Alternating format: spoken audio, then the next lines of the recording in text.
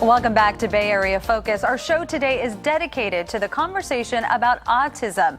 The rate of autism has steadily grown over the last 20 years. And our next guest is the executive director of the Pacific Autism Center for Education, also known as PACE. Kurt Olfs is my next guest. Thanks so much for joining us today. Thank you, Michelle. Pleasure to be here. All right, so let's talk about PACE.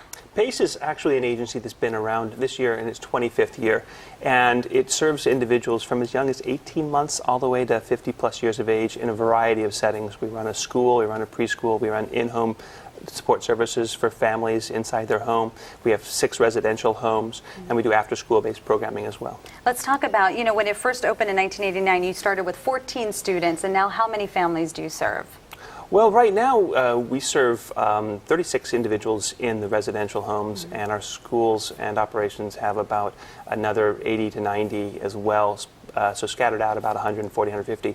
The reason why the numbers are a little bit more lower is that we do provide very intensive services for the individuals that we serve. Now let's talk about those services. Well, most of the individuals that we end up providing services for they fall on a little bit more of the profound end of the spectrum. So, as you know, autism is a spectrum ranging from higher functioning all the way down to individuals with profound communication and mobility needs. And those are where we specialize, in the cases where individuals need more nonverbal communication strategies, different technologies to support them, and a little bit more one-to-one or 2-to-1 type of aid ratio support, so a little bit more intensive.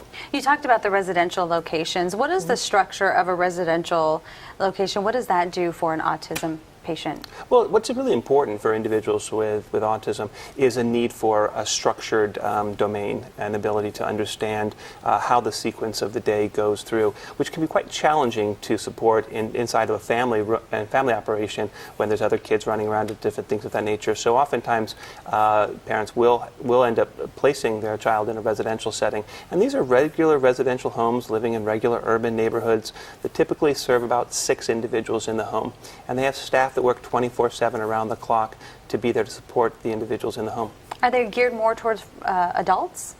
The vast majority of residential homes are aligned towards adults. That's simply where the need is. Autism, as you may be aware, is growing over the last 15 years.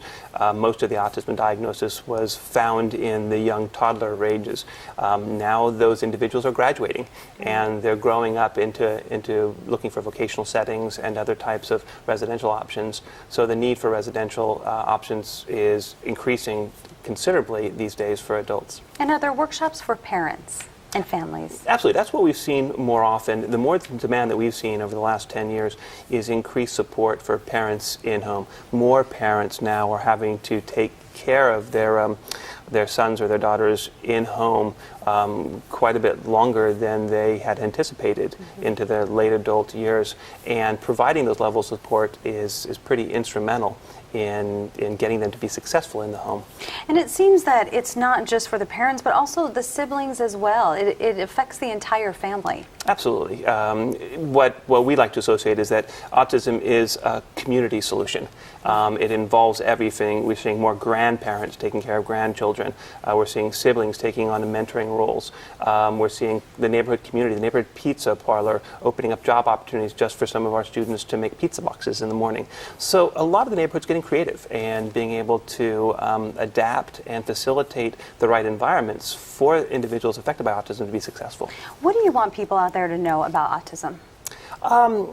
First, I think that autism has a lot of strengths with the individuals. The focused nature of autism, and actually it allows some individuals to excel in certain areas. We've got companies that are now evolving in the Bay Area that serve technology focused just specifically to address employment for individuals with autism. And that communities can help to support and provide a quality infrastructure for individuals with autism by doing some of the littlest things, by being aware of the surroundings and making the opportunities more structured. I've talked to families with children with autism, and I always find it interesting because they're not meeting the normal milestones, what you would call the normal milestones for children, but then they do tap into some hidden talent that they may have, and usually it's music. Do you see that a lot? We actually have a master's licensed clinical musician that comes in and trains with our students in our school. And it's important for a number of reasons. Not only does it give them an outreach to really excel with music, and we have a local group in the Bay Area that's a musical group of individuals with the disabilities that are just phenomenal if you ever see them in performance. But more importantly, it gives the individuals with autism an opportunity to shine, to express themselves in a different way. So for a lot of the students that we work with that are completely nonverbal, music is an outreach to provide a little bit more emotion and to engage, and for them to feel proud about their talents and their capabilities. Sure. Well, thank you so much, and keep up the good work with PACE, and thanks for joining us today. Michelle, I appreciate the time being here. Alrighty. For more information, you can log on to pacificautism.org. Again, that's pacificautism.org. We'll be back with more after the break.